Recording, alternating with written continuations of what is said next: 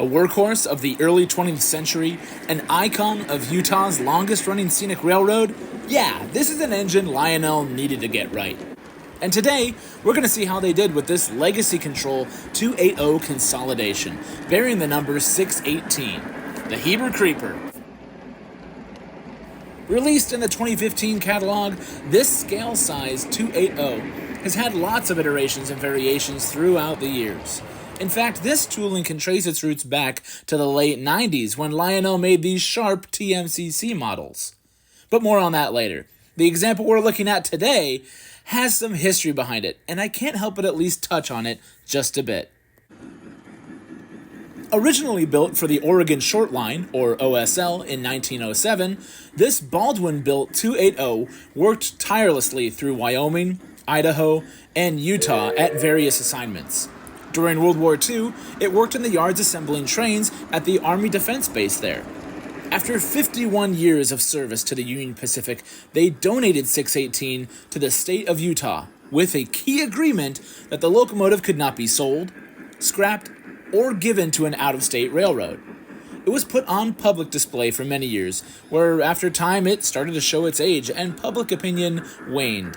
They even thought about burying the engine since the agreement kept the engine from being scrapped or sold.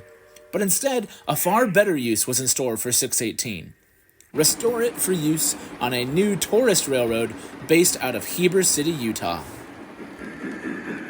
In 1971, number 618 began its next chapter in railroading, excursion service. Pulling trains through the Heber Valley Railroad, this engine has seen multiple overhauls and repairs over the years. In fact, it's going through its biggest one right now, and will hopefully return to excursion service again soon.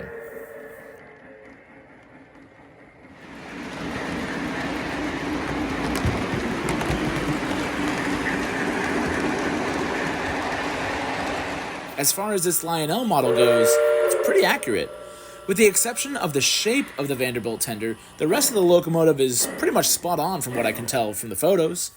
Oddly enough, the version Lionel chose to go with depicts its older setup with a center-mounted headlight.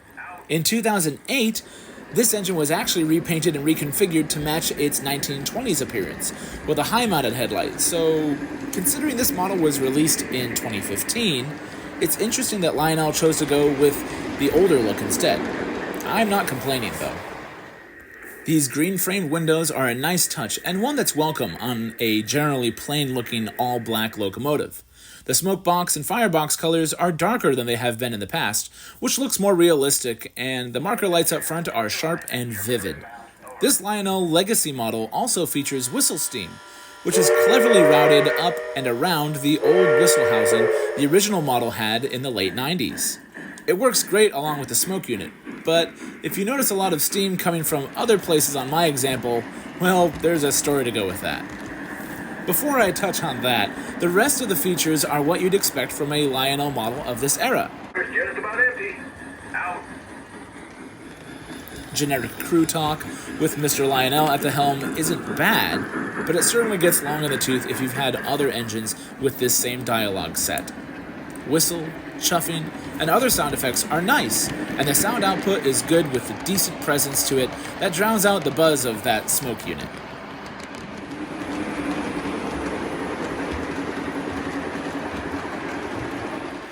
The Odyssey 2 speed control is buttery smooth, and a massive improvement in control over the older models previously released. A highlight of these 280s are their ability to run on curves as tight as 031, so if you've got a 3-rail layout, there's a good chance this thing can fit around it. Scale size with a big tender on a small layout means this engine is super versatile. It's got a nice wireless tether, flickering firebox, and LED lighting up front and on the back of the tender. The lettering and details are sharp, though there's not many separately applied details besides the handrails on this. The front end has a scale dummy coupler, and the rear has an electrocoupler. There's also a volume control hidden on top of the tender, which leaves the other opening for filling water, I suppose. I always like when they include the water filling sound effects. That's always fun.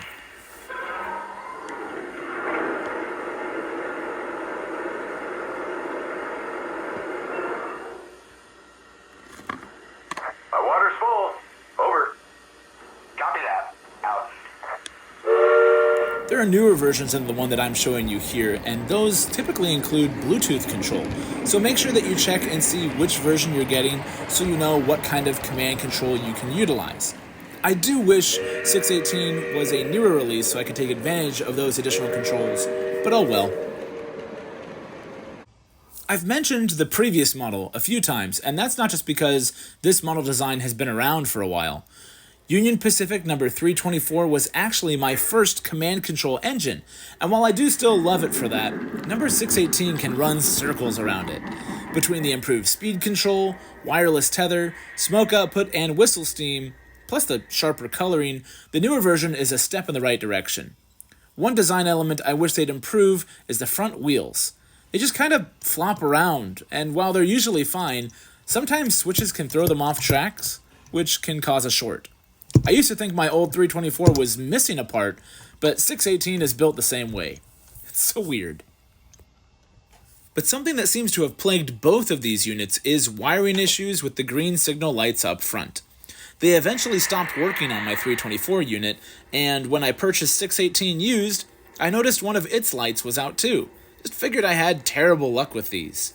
So I opened up 618 and discovered the wiring had been crimped between the smoke unit and the funnel, likely causing a short, especially given how much melted insulation and corroded wires I found while making the repair. 324 seems to have suffered from some sort of electrical short that prevents the lights from working right, so I might just go through and rewire them to something else later. It's something to keep an eye out on these 280s.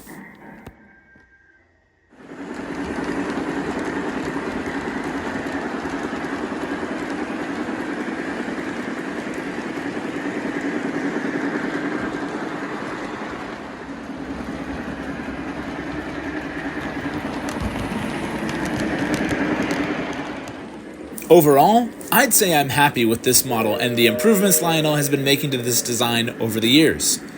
There are so many variations and road names they've offered with it, so there's lots to choose from. The older versions are still pretty robust, and they're quite affordable to pick up. If you want more features, just find a newer version out there. They're good engines and can last a long time when taken care of properly. For anyone who's a fan of the crown jewel of Utah, 618 is a great example of that.